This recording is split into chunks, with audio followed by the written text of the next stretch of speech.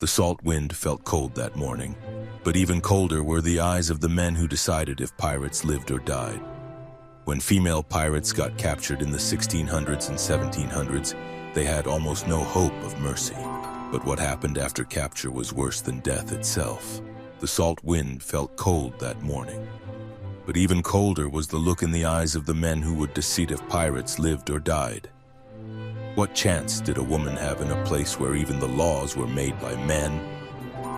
Men who thought it was wrong and unnatural for women to be pirates at all. History tells us the answer was almost none. When female pirates got caught in the 1600s and 1700s, they had almost no hope of getting mercy. The British courts that tried pirates were mean to all pirates. But for women, the crime was twice as bad. They had broken the empire's laws, but they had also broken the rules about how women were supposed to act. The trials happened fast. They were like plays put on for a crowd, and everyone already knew how they would end. These quick Navy courts were often held in places like Jamaica. They didn't have regular juries. Instead, they listened to ship captains, Navy officers, and scared sailors tell their stories.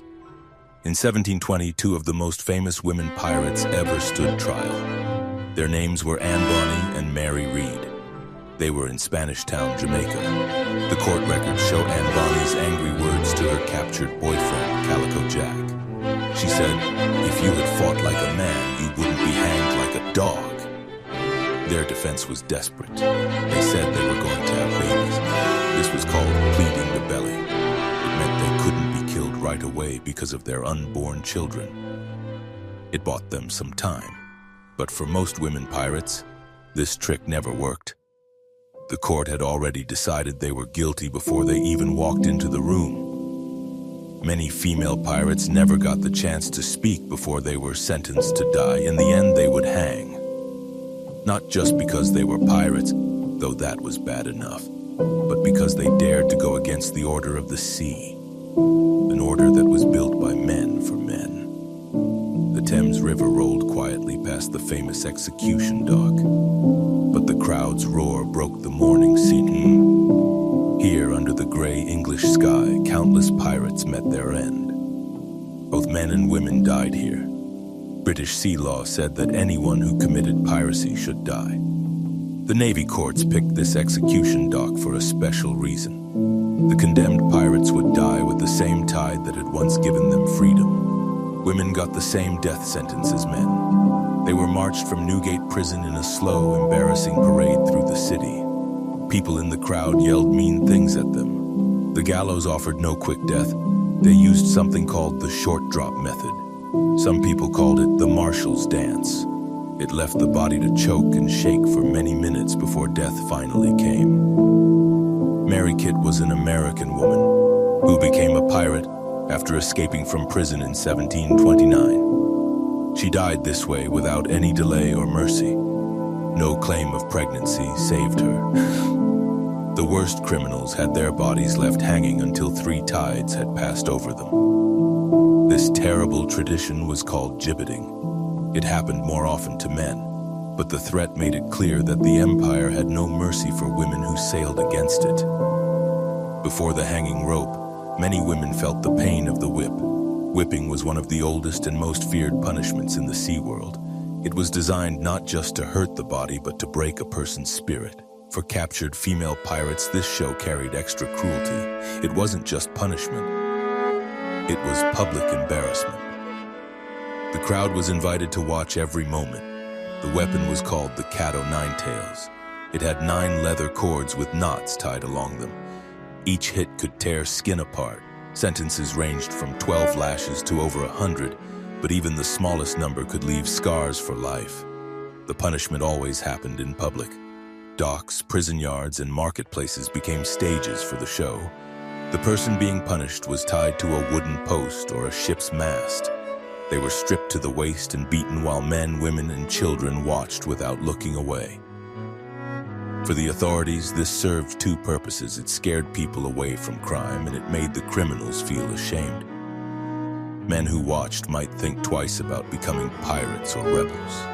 Women who watched were supposed to see what happened to those who stepped outside their proper place. In 1720, after they were captured in Jamaica, Bonny and Mary Read were kept in terrible conditions, though no records prove they were whipped.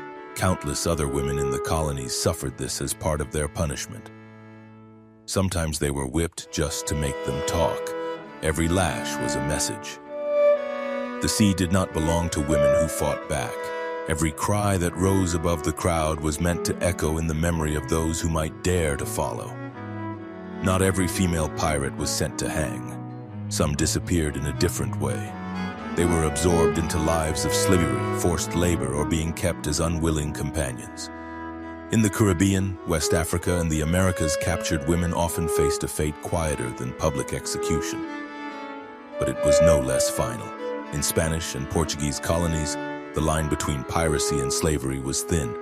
Captured women were often taken from pirate ships and sold like property. Old records from cities like Portobello and Cartagena in the late 1600s talk about women being processed like cargo. Their identities were erased the moment they stepped off the ship. Black and mixed-race women were especially vulnerable. Authorities often assumed they were already enslaved, no matter what their real role was on the ship. Many were sent to plantations. Their labor was traded for sugar, rum, and gold. Others were forced into the homes of colonial officials. They were pressed into housework, or worse, forced to be unwilling companions. The British did this quiet erasing too. While hangings made the news, forced slavery left no trial records, no official verdicts. It was a disappearance without ceremony. For these women, capture didn't mean the hanging rope. It meant an unmarked grave in the records of empire, forgotten on purpose, erased not with a noose but with silence. For some captured female pirates, death didn't come with the gallows rope or the cat-o'-nine-tails. It came slowly, in darkness, aboard the rotting hulks of prison ships. In the 1700s, Britain's land jails were overflowing. Crime, rebellion, and war had created more prisoners than ever before. The Navy's answer was both practical and merciless. They took old, retired warships and stripped away their sails. Then they anchored them permanently in harbors. These were no longer ships of war. They were coffins that floated. They were anchored in places like Portsmouth, Plymouth, and Kingston, Jamaica. The hulks were a nightmare of confinement. Below deck, prisoners were chained together in cramped, airless holes. The wood above them dripped with moisture. The smell was overpowering. Human waste, unwashed bodies, and the sour rot of stagnant seawater. Disease spread like fire in these conditions. Typhus, dysentery, and smallpox killed people daily. The symptoms destroyed the body until death became a relief. Food was scarce and often full of worms. Fresh water was a luxury. Prisoners drank what they were given, knowing it might make them sicker.